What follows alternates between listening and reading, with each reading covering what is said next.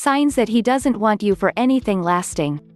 Take into account these signs that he does not want you for anything lasting, and if what he offers you is not what you are looking for, tell him to put the batteries on or you will leave. Here are some signs that he doesn't want you for something lasting. 1. Emotionally closed. He never talks about how he feels, about his plans for the future, or about his inner or sentimental life, a sign that he is not engaged in the affective.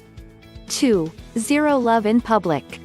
If his demonstrations of affection are limited to the private, it means that he does not want your relationship to be socially valid. 3. Does not know you.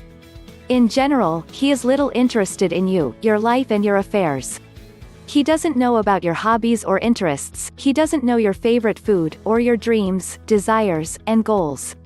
He is content to know you superficially and get attention and company from you when he is bored with his vain existence.